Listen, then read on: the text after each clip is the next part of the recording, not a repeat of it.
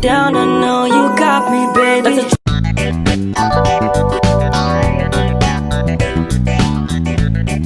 A few moments later. Baik, selamat datang pada podcast nomor 3 di kesempatan kali ini. Saya bersama narasumber dari manajemen dan bisnis. Narasumber pertama Kak Sarwati, ada Kak Chelsea, Kak Anissa, Kak Linda, dan juga Kak Afilia. Saya sendiri sebagai moderator, Alexander Rio, yang akan memimpin jalannya podcast pada hari ini. Baik, kita masuk ke pembahasan pertama bersama narasumber pertama juga, Kakak Susildawati. Wah, Kak Susi namanya. Iya. Baik, Kak. Pertanyaannya, menurut Kakak pengertian teknologi modern pada bidang pertanian itu seperti apa, Kak? Baik, teknologi pertanian itu adalah penggunaan alat yang digunakan untuk proses pertanian, seperti mesin, sistem informasi, juga inovasi modern untuk membantu kegiatan pertanian agar lebih efektif dan efisien. Jadi, teknologi ini penting diterapkan karena bisa meningkatkan produktivitas, menghemat waktu dan tenaga. Dari pengertian tadi juga kita udah dapat nih pentingnya penerapan itu seperti apa ya. Makasih Kak Susi. Iya. Manis sekali senyumnya. Baik, kita lanjut ke pembahasan kedua bersama narasumber kedua nih, Kak Chelsea dan juga Kak Anissa. Dewasa banget mereka. Oh my god! Wow, elegan sekali. Kak Chelsea dulu lah ya, Kak. Tadi kan kita udah dapat pengertiannya dari Kak Susi, juga pentingnya gimana.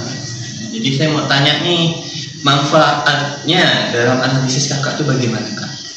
Oke, untuk manfaatnya sendiri itu menurut saya sangat banyak ya.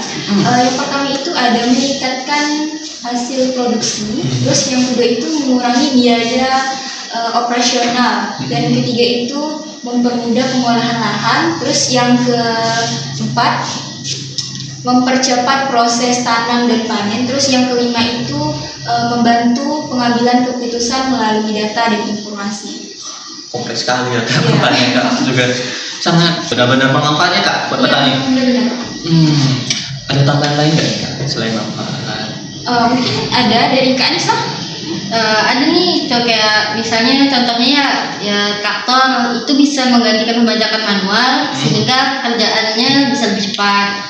Selain itu ada aplikasi cuaca yang membantu petani menentukan waktu untuk menanam yang tepat.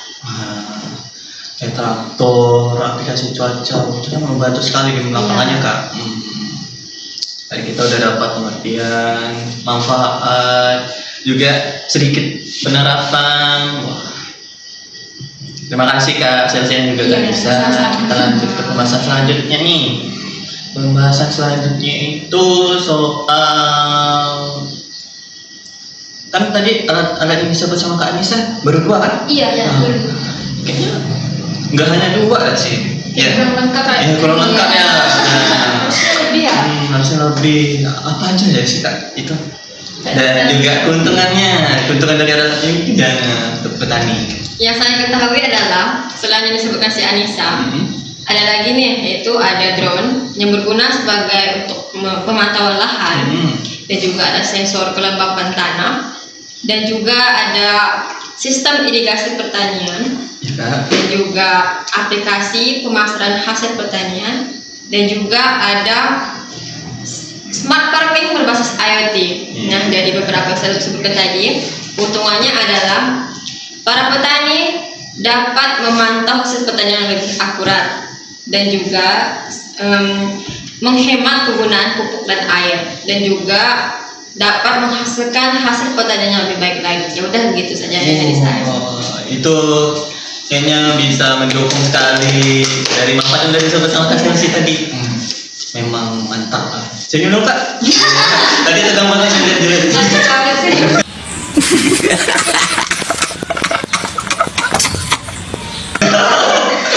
Kesini jadi masih tegang. Tegang lah ya. Iya. Santai aja kak, saya nggak gigit kok. Keren sekali ya. Tadi kita kan udah dapat nih pengertiannya, manfaatnya, beberapa alat, keuntungannya juga, sangat mendukung sekali. Kita masuk pembahasan selanjutnya. Setiap ada keuntungan pasti ada kendala ya kak? Iya betul. Iya, benar. Kak April. Iya. Bagaimana nih kak kendala dalam analisis kakak nih? Kendalanya itu yang paling umum nih, biaya yang cukup tinggi. Biaya, ya. Kemudian kurangnya pengetahuan teknologi dan keterbatasan akses internet di beberapa daerah. Oh.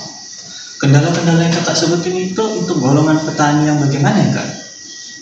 Soalnya untuk teknologi ini kan memang sangat-sangat membutuhkan pengetahuan juga biaya. Ya. Ya, jadi untuk kendala yang kakak sebutkan tadi kan secara umumnya itu untuk golongan petani seperti apa kak? Golongan petani yang di golongan yang bawah Oh, berarti mereka-mereka yang benar-benar gak tahu nih. tentang teknologi, mereka kurang paham dan teknologi. Jadi tadi kan kendalanya itu kan soal biaya, juga pengetahuan dan akses internet nih kak, gampang banget nih. Sebagai mahasiswa kak, mahasiswa manajemen agribisnis, ada nggak solusi atau saran? Tentu ada. Ada. Nah, solusi yang saya kasih ini kayak yang pertama pelatihan bagi petaninya, kemudian dukungan dari pemerintahnya juga. Terus kita bisa menyediakan fasilitas teknologi yang terjangkau. Yang terakhir kita bisa meningkatkan infrastruktur digital di beberapa daerah tersebut. Sangat hebat sekali rencananya kak. Memang sangat mencerminkan. Oh my god! Wow! Mahasiswa manajemen agribisnis ya. Good deh, sangat Good, good, kritis good. banget.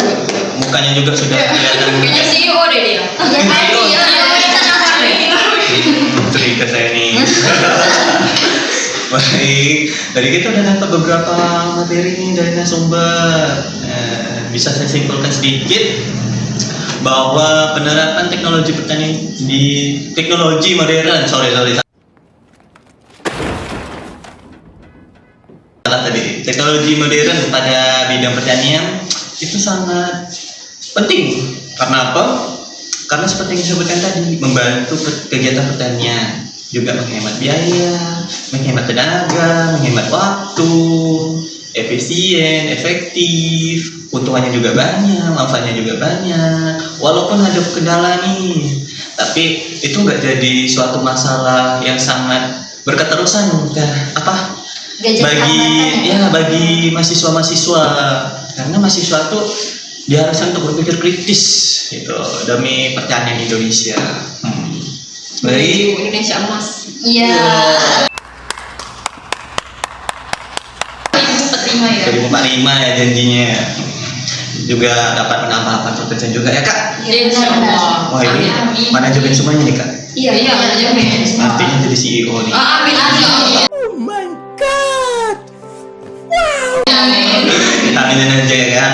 Baik, sekian saja sesi podcast kita, podcast dari kelompok 3. Kami dari kelompok 3 berterima kasih. Juga berterima kasih kepada narasumber-narasumbernya yang sudah memberikan beberapa pengetahuan nih. Semoga pengetahuan-pengetahuan yang sudah diberikan tadi dapat membantu wawasan kita bersama, dapat membantu wawasan-wawasan teman-teman di luar sana juga.